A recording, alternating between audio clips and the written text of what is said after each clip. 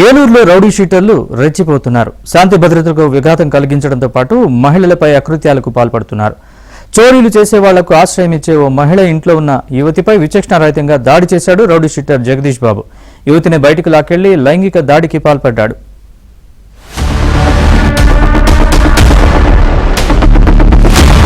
విజయవాడకు చెందిన ఓ యువతి ఇంట్లో గొడవపడి ఏలూరులో జైలులో ఉన్న తన స్నేహితుడిని కలవడానికి వచ్చింది. ఏలూరుకు వచ్చిన ఆమెకు ఎక్కడ ఉండాలో తెలియక ఇన్స్టాగ్రామ్ లో పరిచయమైన వసంత అనే మహిళకు ఫోన్ చేసింది. వసంత తన ఇంటికి రమ్మనడంతో యువతి అక్కడే ఉంటుంది. వసంతకు నేర చరిత్ర ఉంది. చోరీలు చేసేవారికి ఆశ్రయం ఇస్తోంది. ఈ క్రమంలో వివిధ కేసుల్లో నిందితుడిగా ఉన్న జగదీష్ బాబు అనే రౌడీ షీటర్ తో ఆమెకు పరిచయం ఏర్పడి వివాహేతర సంబంధానికి దారితీసింది.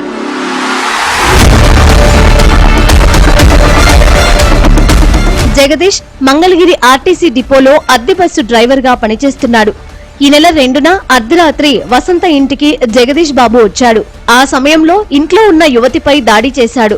విచక్షణ రహితంగా కొట్టి సమీపంలో ఉన్న సచివాలయ ప్రాంగణానికి లాక్కెళ్లాడు. అక్కడ ఆమెపై లైంగిక దాడి చేశాడు.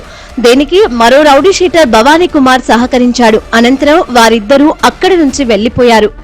ఘటన జరిగిన మరుసటి రోజు బాధితురాలు పోలీసులకు ఫిర్యాదు చేసినా వారు పట్టించుకోలేదు.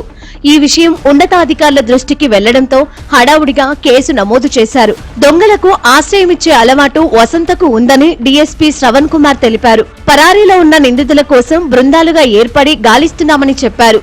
2వ తారీఖు నాడు తాడేపల్లిగూడెంలో ఒక థెఫ్ట్ కేసులో వాయిదా ఉండటంతో అతను అక్కడికి రావటం, ఆ థెఫ్ట్ కేసు నుంచి వాయిదా అటెండ్ అయ్యి ఏలూరు చోడుదెబ్బలో తన నివాసంకు వెళ్తూ తనకు పాత పరిచయమైనటువంటి ఈ వసంత, అదేవిధంగా ఆమె కూతురు తోటి ఉన్నటువంటి సంబంధంతో ఆ ఇంటికి వెళ్ళటం, అక్కడ అదే సమయానికి వేరే అమ్మాయి కూడా అదే ప్రాంతంలో ఉండటం, అక్కడ వీళ్ళు మాట్లాడుకోవటం, దాంతో అక్కడ ఒకళ్ళనొకళ్ళు ఘర్షణ పడిన తర్వాత ఆ అమ్మాయిని ఇతను తీసుకొని అమ్మాయికి ఇష్టానికి వ్యతిరేకంగా అమ్మాయితోటి ఇతను రేప్ చేయడం జరిగింది. సో దాని మీద తర్వాత అతనితో పాటు తన ఫ్రెండ్ అయినటువంటి 2వ ముద్ద అయినటువంటి భవానీ, ఇతను కూడా ఒక దినాశ్రమంలో కేసుల ముద్ద గతంలో. తర్వాత ఇతను ఇద్దరు కలిసి వెళ్ళి వాళ్ళని బెదిరించడం, వాళ్ళ మీద దౌర్జన్యం చేయడం జరిగింది. అదేవిధంగా ఈ ముద్దాయిలు ఎవరైతే ఉన్నారో వాళ్ళ కోసం వేటాడటం మొదలుపెట్టాము. వాళ్ళని కూడా తొందరలో పట్టుకుని పోలీస్ స్టేషన్ కోర్టు ముందు హాజరుపరచడం అనేది జరుగుతుంది. దొంగలకు ఆశ్రయం ఇచ్చిన వసంతతో పాటు యువతిపై లైంగిక దాడి చేసిన నిందితులపై చర్యలు తీసుకోవాలని స్థానికులు అంటున్నారు.